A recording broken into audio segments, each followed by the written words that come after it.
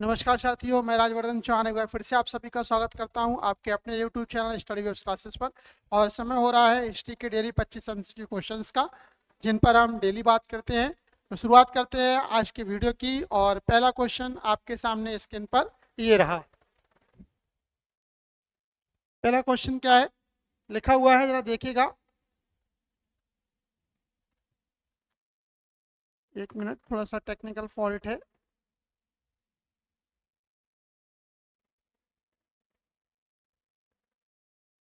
लिखा हुआ है कुछ ऐसे संगठन जिनसे आरंभिक राष्ट्रवादी सक्रिय रूप से जुड़े थे। तो वो क्या क्या है? Madan Mohan Malviya Rashtravadi Dal, Surendra Nath Banerjee Indian National Liberal Federation, Gopal Krishna Gokhale servants of India society, और काशीनाथ त्र्यंबक तेलंग राष्ट्रीय सामाजिक सम्मेलन। ये चार ऑप्शन है और कह रहा है सही कथन कौन सा है। तो देखिए, पहला वाला कथन जो है कि मदन मोहन मालवीय राष्ट्रीय दल से जुड़े थे, ठीक है। सुरेंद्र नाथ बनर्जी, ये भी ठीक है। Gopal Krishna Gokhale servants of India से जुड़े हैं, ये भी ठीक है, ठीक है। और काशीनाथ त्र्यंबकम तेलंग, ये गलत है।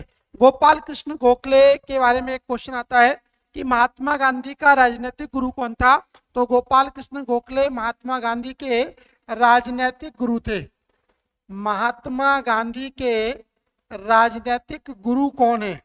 राजनीतिक गुरु, महात्मा गांधी के राजनीतिक गुरु कौन है? तो गोपाल कृष्ण गोखले।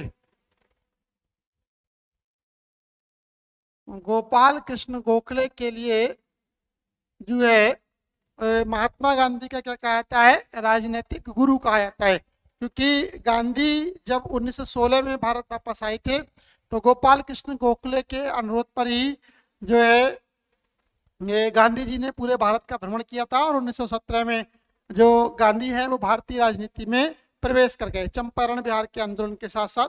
तो ये क्वेश्चन बहुत ही इंपॉर्टेंट है, पूछा जाता है कि महात्मा गांधी के राजनीतिक गुरु कौन है? गोपाल कृष्ण गोखले। तो यहाँ पर ये शुरुआती जो तीन कथन है वो सही है, जबकि चौथा ऑप्शन यहाँ पर गलत है। तो पूछ रहा है कि निम्न में सही कौन सा है। तो निम्न में आपका चौथा वाला यानी कि डी ऑप्शन आपका बिल्कुल सही है। जरा ऑप्शन देखिएगा, लिखा हुआ है ब्रिटिश भारत में कांग्रेस नेशनलिस्ट पार्टी एक राजनीतिक दल थी। मदन मोहन मालवीय और श्री माधव हरि अणे ने 1934 में इसकी शुरुआत की। सुरेंद्र नाथ बनर्जी ने ब्रिटिश शासन के दौरान भारत में एक प्रारंभिक राजनेता थे। उन्होंने इंडियन नेशनल एसोसिएशन की स्थापना की। कांग्रेस के विपरीत सुरेंद्र नाथ ने मॉन्टेग्यू चेम्सफोर्ड सुधार अधिनियम का विरोध किया और उन्होंने कांग्रेस छोड़ दी थी। और 1919 में इंडियन नेशनल लिबरेशन फेडरेशन की स्थापना की। इस प्रकार यह सही कथन है। 12 जून 1905 को डेक्कन एजुकेशन सोसाइटी के पूर्व सदस्य गोपाल कृष्ण गोखले ने पुणे महाराष्ट्र में सर्वेंट्स ऑफ इंडिया की स्थापना की। तो ये कथन सही है। और एमजी रानाडे और रघुनाथ राव ने जो है भारतीय राष्ट्रीय सामाजिक सम्मेलन की स्थापना की। तो ये कथन वहां पर दे रखा है कि तेलंग के द्वारा किया गया। देखिएगा, काशीनाथ त्र्यंबक तेलंग के द्वारा दिया गया, ये कथन गलत है, बाकी ऑप्शन सही है। क्वेश्चन नंबर 2 लिखा हुआ, निम्नलिखित में से किस कथन का सही वर्णन किया गया है। यहाँ पर 4 नारे दिए गए हैं और चारों नारों में क्या है, अलग अलग लोग दे रखे हैं कि सारे वो हैं, उनमें 3 गलत हैं, एक सही है। आपको ये बताना है कि निम्न में कौन सा सही है और कौन से आपके गलत हैं। देखिए, पहला वाला लिखा हुआ है स्वराज मेरा जन्मसिद्ध अधिकार है और इसे मैं लेकर रहूंगा। बीजी तिलक यानी कि बाल गंगाधर तिलक के द्वारा ये नारा दिया गया, बिल्कुल सही बात है। बीजी तिलक यानी कि बाल गंगाधर तिलक। बीजी तिलक का मतलब बाल गंगाधर तिलक। बीजी तिलक, बीजी तिलक का मतलब क्या है? बाल गंगाधर तिलक।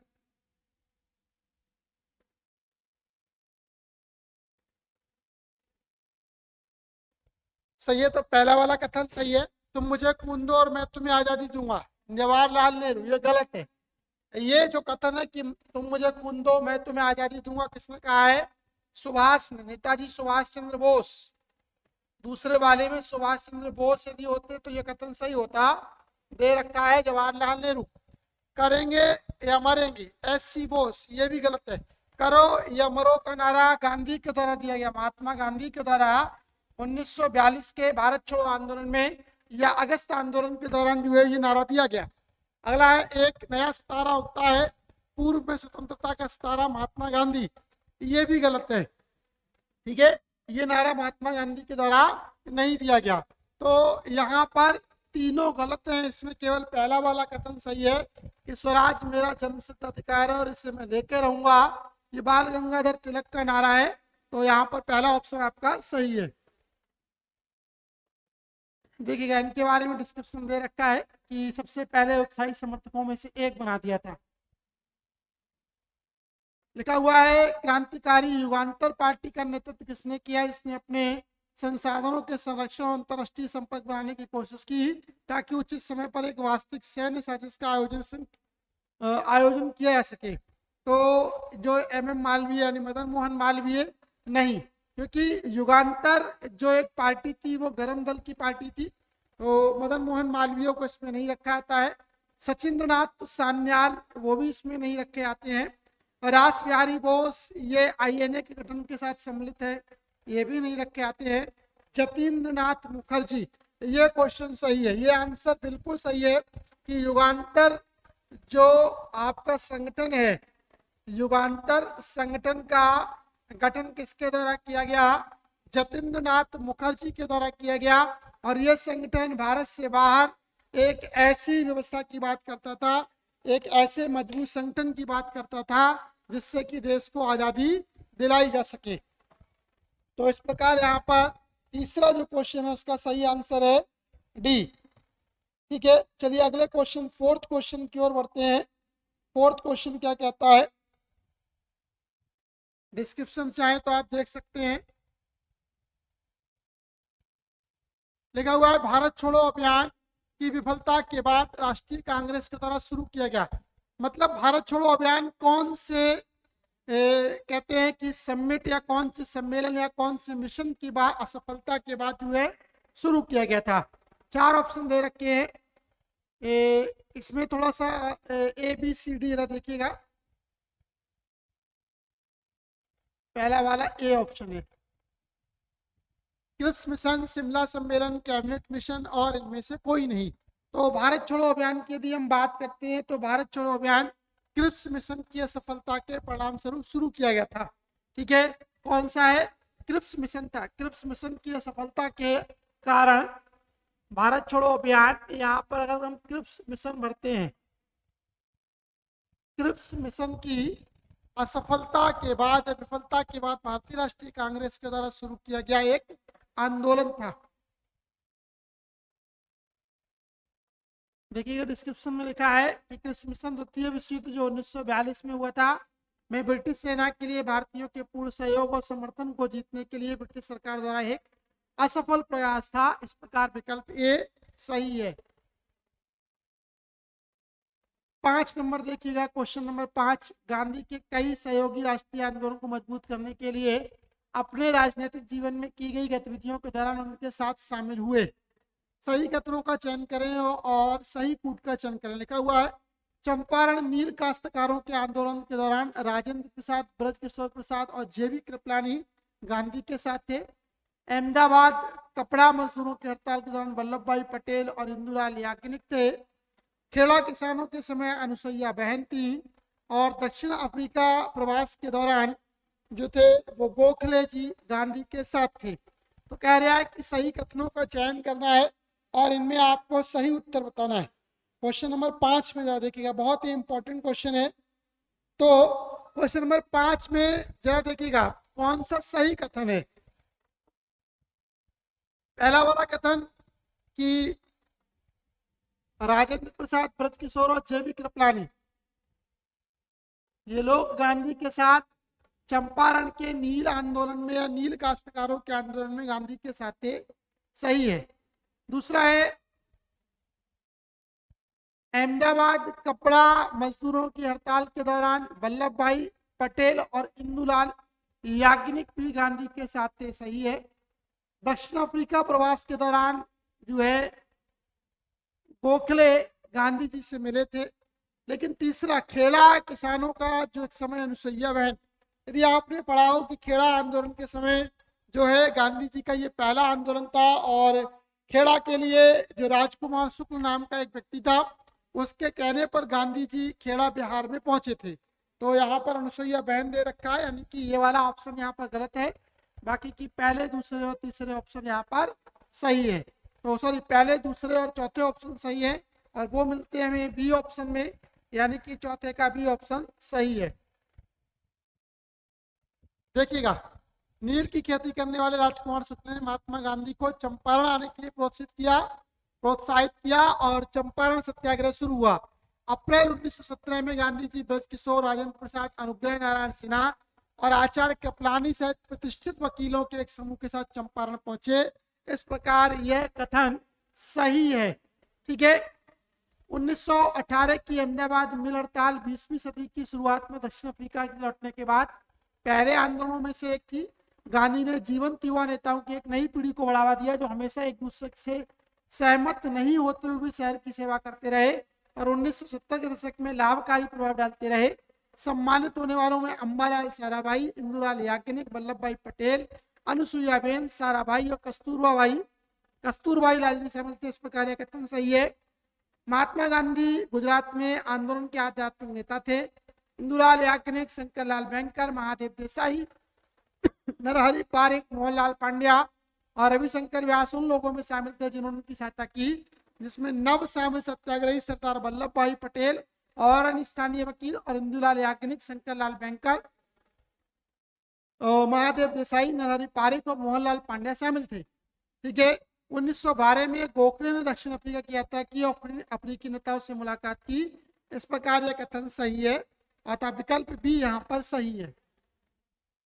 लिखा हुआ है सही कालानुक्रम क्रम दीजिए। क्वेश्चन नंबर 6, सांप्रदायिक पुरस्कार, साइमन कमीशन, प्रथम गोलमेज सम्मेलन और गांधी इरविन समझौता, ये दे रखा है क्वेश्चन नंबर 6 में।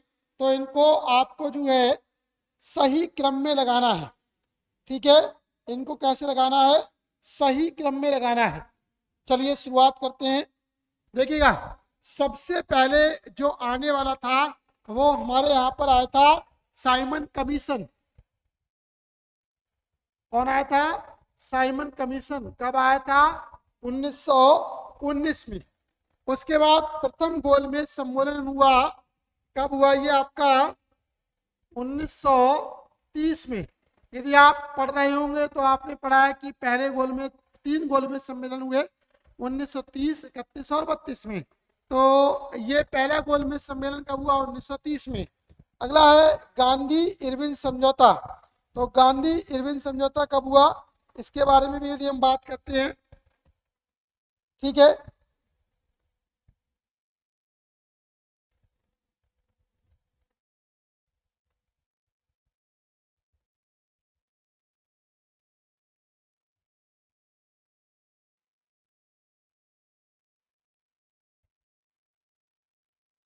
सांप्रदायिक पुरस्कार 1932 में हुए थे। यदि आप गांधी इरविन समझौता की बात करते हैं तो आपने पढ़ा होगा कि गांधी और इरविन के बीच एक कॉन्ट्रैक्ट हुआ था और यह हुआ था 1922 में। कब हुआ था? 1922 में।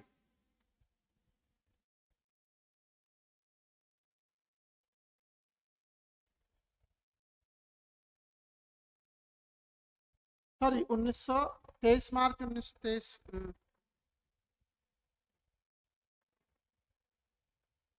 इसकी डेट अभी कंफर्म नहीं है, बाद में बात करते हैं इसके बारे में। तो इन जरा दो को देखते हैं। तो इसमें सबसे पहले आना चाहिए हमारा सेकंड वाला, साइमन कमीशन। सेकंड वाले तीनों में है तो पहला वाला हटता है, बाकी देखते हैं। फिर देखा तीसरा नंबर सी और डी में, देखिएगा प्रथम गोलमेज सम्मेलन 1930। ठीक है, सही आना चाहिए। तो इसको भी हम छोड़ देते हैं, इन दो में है। सही है, यहाँ तक तो कॉमन है। ठीक है। फिर ये जो गांधी इरविन समझौता है ये गोलमेज सम्मेलन के बाद हुआ। ठीक है। तो इसमें चौथा ऑप्शन जाना चाहिए और पहला वाला सांप्रदायिक दंगे 1932। तो डी ऑप्शन यहाँ पर सही होना चाहिए, क्योंकि कहा जाता है गांधी और इरविन के बीच एक समझौता हुआ था, और उसी समय करीबन जब भगत सिंह को फांसी दी गई है तो उससे पहले की ये बात है। आप इसका डिस्क्रिप्शन देख सकते हैं। 1931 में,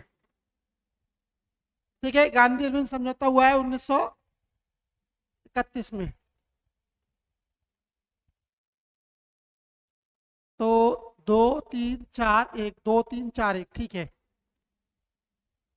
क्वेश्चन नंबर 7 देखिएगा, लिखा हुआ है सुभाष चंद्र बोस मार्च 1940 में रामगढ़ में कांग्रेस के प्रस्ताव से नाखुश थे, क्योंकि गांधी ब्रिटिश युद्ध के प्रयासों को समर्थन देने के लिए सहमत हुए, ठीक है। दूसरा है गांधी ने तत्काल संघर्ष का आह्वान नहीं किया। तीसरा है सुभाष चंद्र बोस साम्राज्यवाद से समझौता नहीं करना चाहते थे और चाहते थे कि जनता कार्रवाई करने के लिए तैयार रहे। सही कथन। तो ये तीनों कथन सही है। गांधी और सुभाष की विचारधारा में जमीन आसमान का अंतर है। गांधी अहिंसावादी हैं, जबकि सुभाष का मानना था कि आजादी कोई मांगने वाली चीज नहीं है, जो कि मांगने से हमारे लिए मिल जाएगी, वो हमें छीननी पड़ेगी। तो तीनों कथन यहाँ पर सही है, तीनों के तीनों कथन यहाँ पर सही है।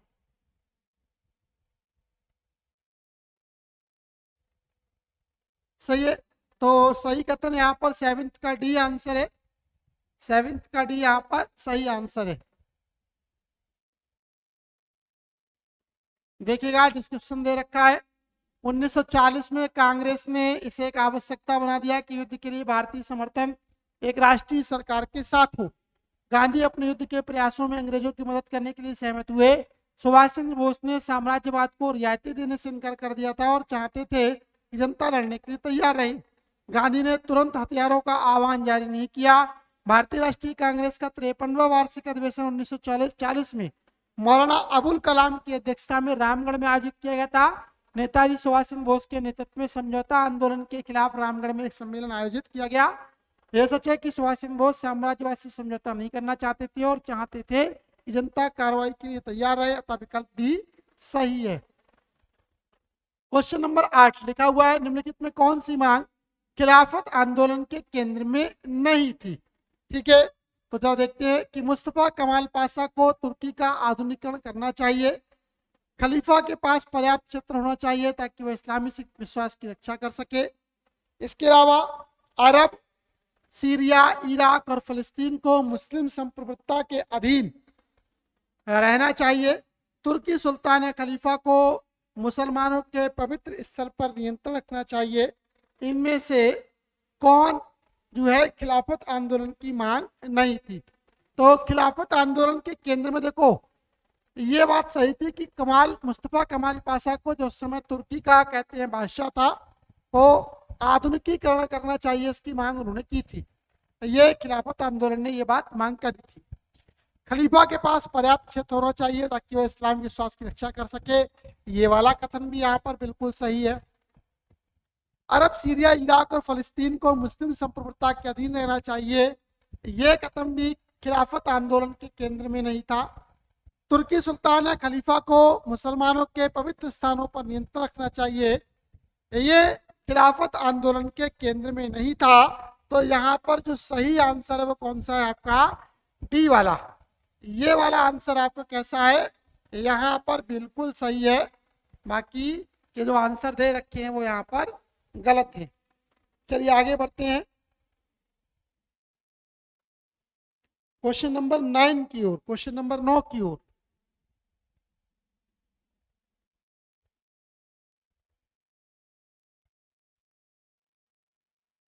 संगठनात्मक परिवर्तन जिसने कांग्रेस पार्टी को एक वास्तविक जन राजनीतिक पार्टी में बदल दिया, पहली बार कब किया गया था?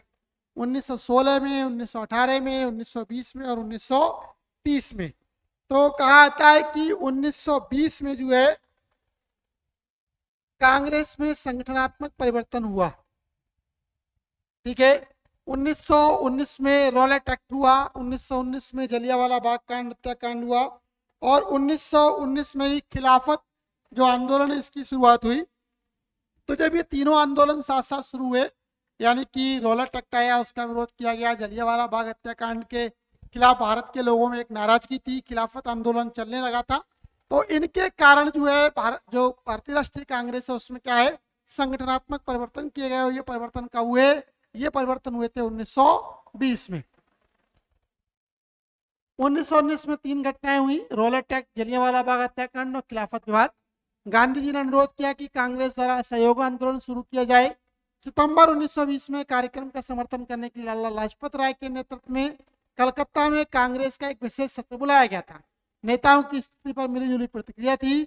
श्रीमती यानी बेसेंट, मदन मोहन मालवीय और CR दास असहयोग प्रस्ताव के पक्ष में थे, लेकिन मोतीलाल नेहरू और जो अली बंधु हैं वो इसके खिलाफ थे। दिसंबर 1920 में कांग्रेस के नागपुर अधिवेशन में असहयोग पर संकल्प को फिर से पेश किया गया। इस सत्र के दौरान संकल्प की पुष्टि की गई तथा विकल्प सी सही है। क्वेश्चन नंबर 10, जब जनता का उत्साह चरम पर पहुंच रहा था तभी पीछे हटने का आदेश देना राष्ट्रीय आपदा से कम नहीं है। फरवरी 1922 को गांधी द्वारा असहयोग आंदोलन की एक तरफा वापसी के संदर्भ में ये किसने कहा था? कहा था कि जब 5 फरवरी 1922 को चौरी चौरा कांड हुआ, और 5 फरवरी 1922 को जब चौरी चौरा कांड हुआ तो उसके एक हफ्ते बाद कहता है 12 फरवरी 1922 को गांधी ने चौरी चौरा कांड से व्यथित होकर क्या है, असहयोग आंदोलन को वापस ले लिया। और जब ये आंदोलन वापस लिया गया तो जो भारतीय राष्ट्रीय कांग्रेस के गर्म दल के जो नेता थे, उनमें नेताजी सुभाष चंद्र बोस एक महत्वपूर्ण स्थान रखते हैं। उन्होंने गांधी के इस प्रस्ताव का जो विरोध किया था। उनका कहना था कि कांग्रेस गांधी को ये आंदोलन उस समय में वापस नहीं लेना चाहिए था जब आजादी लगभग हमें मिलने वाली ही थी। तो नेताजी सुभाष चंद्र बोस के द्वारा गांधी के इस आंदोलन प्रस्ताव की वापसी पर जो है क्या कहते हैं, संतोष प्रकट किया गया। तो यहाँ पर वही क्वेश्चन पूछा गया कि कथन किसका है, तो ये कथन है आपका SC बोस यानी कि सुभाष चंद्र बोस का। आप चाहे तो डिस्क्रिप्शन देख सकते हैं, डिस्क्रिप्शन को आप स्क्रीनशॉट ले सकते हैं, चाहे तो आप हमारी वीडियो को डाउनलोड कर सकते हैं, हर जगह आपके लिए ये अवेलेबल है। क्वेश्चन नंबर 11 देखिएगा, लिखा हुआ है निम्नलिखित कथनों की जांच करें। यहाँ पर 4 कथन दे रखे हैं, उन चारों कथनों की आपको जांच करनी है और बताना है कि इसमें कौन सा सही है और कौन सा गलत है। 11 नंबर लिखा हुआ है, इल्बर्ट मिल ने माना कि भारतीय मजिस्ट्रेट ब्रिटिश विषयों से जुड़े मामलों का न्याय कर सकते हैं। बिल्कुल ये बात इल्बर्ट मिल में कही गई, ये बात सही है। रॉलेट एक्ट ने न्यायाधीशों को बिना जूरी के राजनीतिक मामलों की सुनवाई करने की शक्ति दी, ये बात भी सही है। रॉलेट एक्ट जो आया था, रॉलेट एक्ट के लिए ही जो कहा था कि काला कानून, बिना वकील, बिना अपील, बिना दलील का कानून कहा गया, क्योंकि इसमें जो ब्रिटिश कर्मचारी थे वो किसी भी भारतीयों को जब चाहे वहां गिरफ्तार कर सकते हैं, चाहे वो शक का आधार ही क्यों ना हो, शक के आधार पर ही वो भारतीयों को गिरफ्तार कर सकते थे। तो रॉलेट एक्ट का विरोध किया गया। मॉन्टीफोर्ड सुधारों ने केंद्र और प्रांतीय सरकारों के कार्यों के बीच स्पष्ट विभाजन किया, ये भी सही है। 1892 के भारत परिषद अधिनियम ने चुनाव के सिद्धांत को अप्रत्यक्ष रूप से प्रदान किया, तो ये वाला कथन भी आपका यहाँ पर सही है। यानी कि यहाँ पर 4 के चारों कथन सही है, पहला, दूसरा, तीसरा और चौथा, यानी कि ए ऑप्शन यहाँ पर बिल्कुल आपका सही है। चलिए आगे बढ़ते हैं। आप डिस्क्रिप्शन देख सकते हैं, पढ़ सकते हैं, इस पर मैं पढ़ने की भी बात नहीं करूंगा।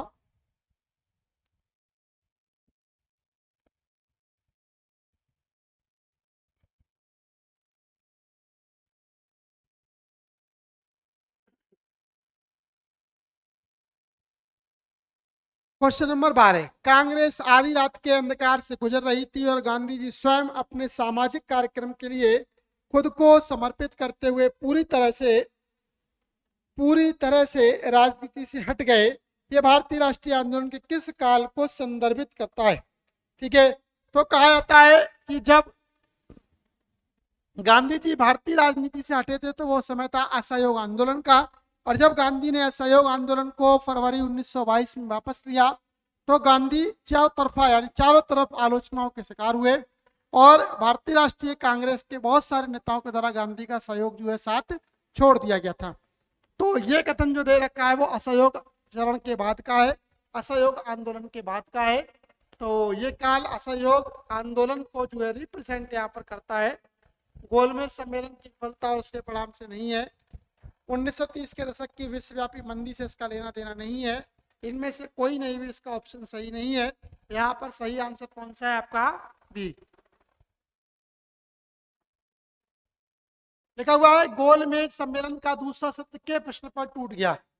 गोलमेज का जो दूसरा सम्मेलन हुआ, गोलमेज का जो दूसरा भाग हुआ, वो कहा था कि 1931 में शुरू हुआ और इस सम्मेलन में भाग लेने के लिए कांग्रेस ने हामी भरी और कांग्रेस की ओर से श्रीमती एनी बेसेंट, ठीक है, और महात्मा गांधी, इसके अलावा कांग्रेस के अन्य जो महत्वपूर्ण नेता थे वो लंदन के लिए रवाना हुए। तो दूसरे सम्मेलन में गांधी जो है भारतीय राष्ट्रीय कांग्रेस का प्रतिनिधित्व कर रहे थे और डॉक्टर भीमराव अंबेडकर के साथ अल्पसंख्यकों के निर्वाचन कर एक अलग निर्वाचन मंडल पर दोनों के बीच में जो है एक टकराव की स्थिति आ गई और बिना किसी नतीजे के क्या है ये सम्मेलन समाप्त हो गया। तो यहाँ पर भी ऑप्शन बिल्कुल सही है।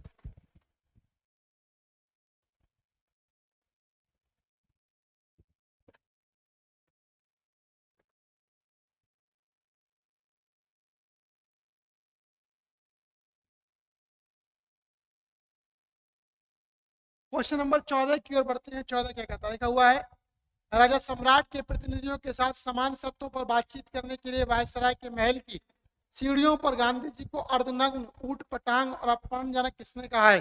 क्वेश्चन पूछा जाता है गांधी के लिए अर्धनंगा या अधनंगा फकीर किसके द्वारा कहा गया, ये किसने कहा है?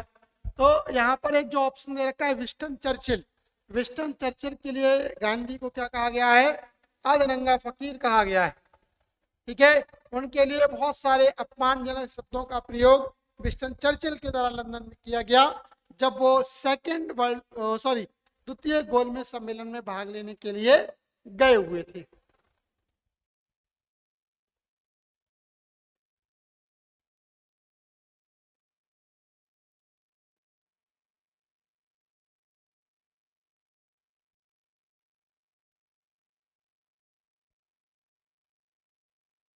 लिखा हुआ है क्वेश्चन नंबर पर है 15, सविनय अवज्ञा आंदोलन ने रियासतों में सभी में भी लोगों की कल्पना को आकर्षित किया जहां महत्वपूर्ण लोकप्रिय आंदोलन उभरे, गलत विकल्प बताइए।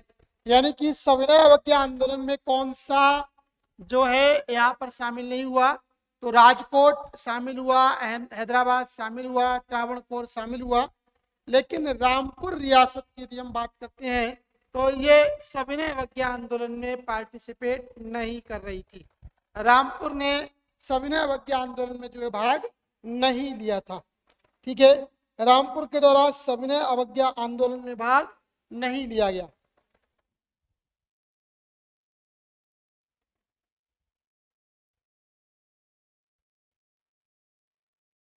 डिस्क्रिप्शन आप पढ़ सकते हैं, देख सकते हैं।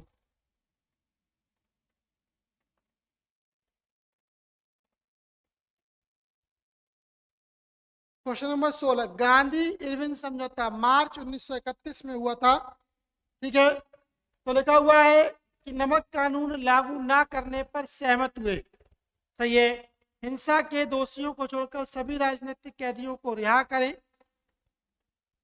और नागपुर अधिवेशन ने समझौते को मंजूरी दे दी और कांग्रेस का सविनय अवज्ञा आंदोलन स्थगित करना था। तो लिखा हुआ है गांधी इरविन जो समझौता हुआ तो उसमें मेन जो कारण था, मेन कॉज था, वो क्या है? यहाँ पर थोड़ा क्वेश्चन इनकम्प्लीट है।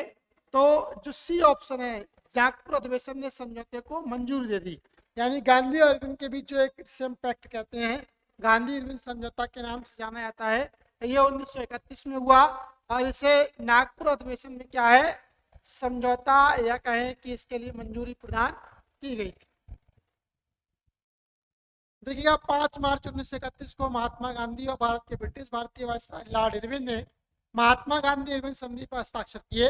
लंदन में दूसरे गोलमेज सम्मेलन की शुरुआत से पहले समझौते पर हस्ताक्षर किए गए। वायसराय ने 1929 में महात्मा गांधी और इरविन के समझौते पर हस्ताक्षर करने से पहले डोमिनियन स्थिति के बारे में एक स्पष्ट घोषणा की, प्रस्ताव रखा। और चौथा है कांग्रेस के साथ सहयोग की संभावना ने ब्रिटिश अधिकारियों और राजनेताओं को नाराज कर दिया, क्योंकि आईएनसी ने घोषित उद्देश्य भारत में ब्रिटिश राज को खत्म करना था। हालांकि नागपुर अधिवेशन में गांधी इरविन समझौते को मंजूरी दे दी गई थी। क्वेश्चन नंबर 17, भगत सिंह, चंद्रशेखर आजाद और राजगुरु ने एक ब्रिटिश पुलिस अधिकारी को गोली मार दी जिससे उन्होंने जिम्मेदार माना था। जलियांवाला नरसंहार का आदेश देने के लिए, सार्वजनिक सुरक्षा विधेयक पेश करने के लिए, लाला लाजपत राय की हत्या करने के लिए, और चौथा है राम प्रसाद बिस्मिल को फांसी देने का आदेश देने के लिए। तो यहाँ पर तीसरा ऑप्शन बिल्कुल सही है। जब लाला लाजपत राय लाहौर में जो है साइमन कमीशन का विरोध कर रहे थे, तो वहीं पर सैंडर्स के द्वारा लाठीचार्ज का आदेश दिया गया और लाठीचार्ज में गंभीर रूप से घायल होने के कारण जो है लाला जी की मृत्यु हो गई। तो इसी कारण लाला लाजपत राय की हत्या के बदला लेने के लिए इन तीनों ने सैंडर्स को जो है गोली मार दी थी।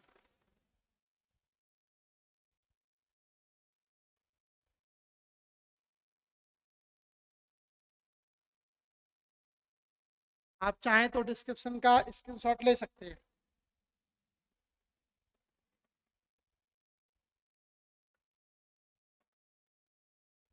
क्वेश्चन नंबर 18 की ओर बढ़ते हैं। क्वेश्चन नंबर 18 क्या कहता है जरा देखिएगा। क्वेश्चन नंबर 18 की ओर, 18 क्या कह रहा है जरा ध्यान दीजिएगा। लिखा हुआ है, फरवरी 1922 में एक बार जब खिलाफत और असहयोग संघर्ष को बंद कर दिया गया तो इसे महत्व देने वाले विविध संघर्षों ने कांग्रेस से अलग पाठ्यक्रम ले लिया। निम्नलिखित कथनों की जांच करें। बिल्कुल सही बात। यानी कि क्वेश्चन ये है, जब गांधी ने 1922 में असहयोग आंदोलन को वापस ले लिया गया, क्योंकि खिलाफत आंदोलन असहयोग आंदोलन में ही मिल गया था, तो ये आंदोलन भी स्वतः रूप से समाप्त हो गया। तो जो और आंदोलन जो इसके साथ जुड़े हुए थे उन्होंने क्या एक्शन लिया, बात ये हो रही है। कांग्रेस की लोकप्रियता 20 में से 16 प्रांतों में गिरावट के साथ इसकी सदस्यता के रिकॉर्ड स्तर पर पहुंच गई। ठीक है, यानी कि कांग्रेस की लोकप्रियता में गिरावट आई।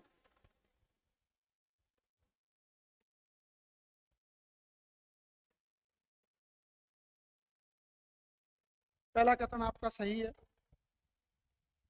दूसरे की ओर बढ़ते हैं। लिखा हुआ है, उत्तर प्रदेश में कई दंगे हुए क्योंकि हिंदू मुस्लिम एकता की धारणा हिंसक रूप से हिल गई थी। यह भी बात सही है। पंजाब में अकाली अपनी अलग धार्मिक पहचान बनाए रखने के लिए कांग्रेस से दूर चले गए। ये भी सही है। और 1920 के दशक में हिंदू महासभा कांग्रेस की प्रबल आलोचक के रूप में उभरी। ये कथन भी सही है। हिंदू महासभा की यदि हम बात करते हैं तो मदन मोहन मालवीय इसके संस्थापक सदस्यों में एक थे और उन्होंने कांग्रेस की आलोचना की थी। तो यहाँ पर ये वाला कथन भी सही है, यानी कि 4 के चारों कथन सही है। यानी कि 18 का डी ऑप्शन जो दे रखा है वो बिल्कुल सही है। आप डिस्क्रिप्शन को देख सकते हैं, डाउनलोड कर सकते हैं वीडियो को हमारी। यदि आपको वीडियो हमारी अच्छी लग रही है तो इसको ज़्यादा से ज़्यादा लोगों को भी शेयर जरूर करिएगा।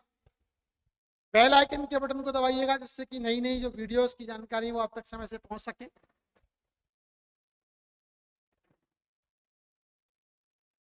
अगला क्वेश्चन, क्वेश्चन नंबर 19 लिखा हुआ है, मार्च 1946 में भारत आए ब्रिटिश कैबिनेट मिशन के सदस्य के रूप में कौन नहीं था?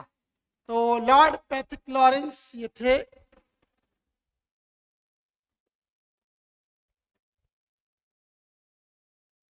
लॉर्ड पैथिक लॉरेंस ये उसके सदस्य थे। सर स्टैनफोर्ड क्रिप्स भी इसके एक सदस्य थे। एच.बी. अलेक्जेंडर भी इसके एक सदस्य थे, लेकिन कैंपबेल जॉनसन इसके सदस्य नहीं थे। यानी कि सही आंसर क्या है, पूछ रहा है नहीं थे, तो यानी कि डी ऑप्शन यहाँ पर बिल्कुल सही है।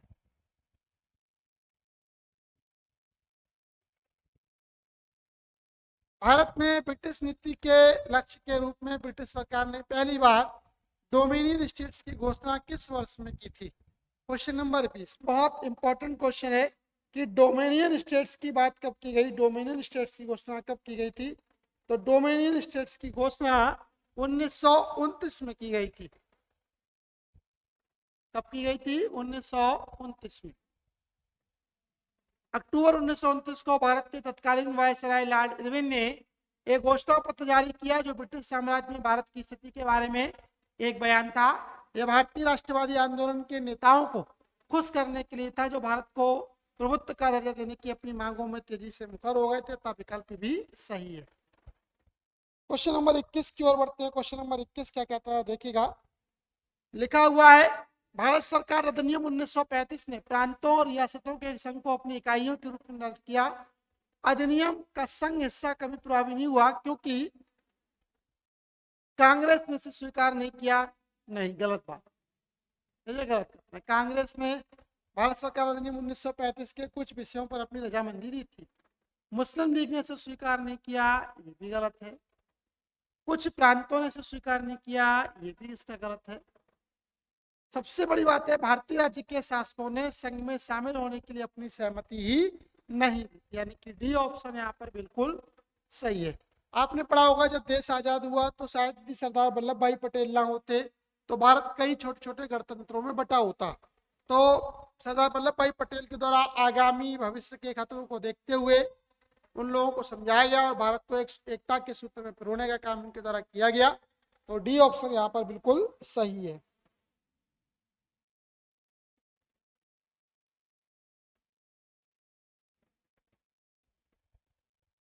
Question number 22, cabinet mission Bharat आया था। भाई कैबिनेट मिशन भारत क्यों भेजा गया था?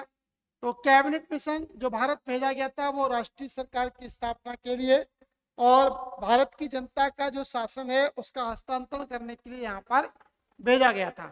तो यहाँ पर पहले और दूसरे ऑप्शन सही है। तीसरा है जिन्ना की पाकिस्तान की मांग के ब्यूरो पर काम करना और उसके ब्यूरो पर काम करना, ये भी उसका एक उद्देश्य था, तो वो गलत है।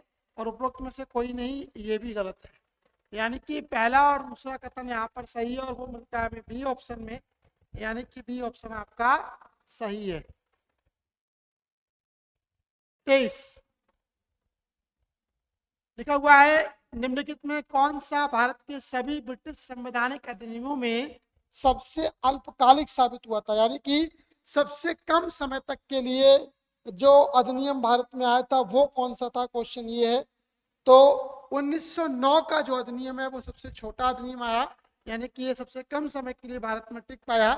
तो यहाँ पर सही आंसर सीधे सीधे हमें दे देना है कि 1909 का भारत परिषद अधिनियम जो है वो सबसे कम समय के लिए यहाँ से भारत में आया था।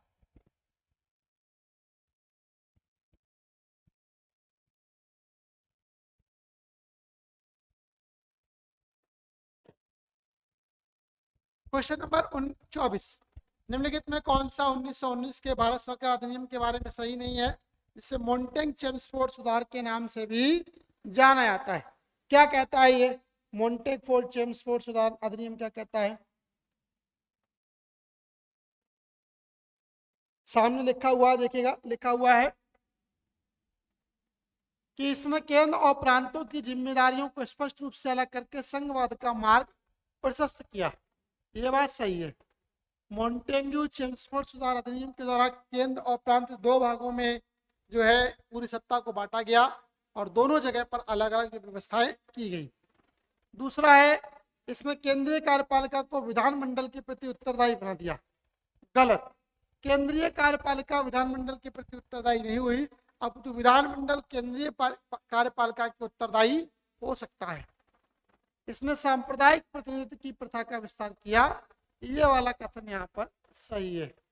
ठीक है, तो पहला एंड तीसरा यहाँ पर आपका ऑप्शन सही है।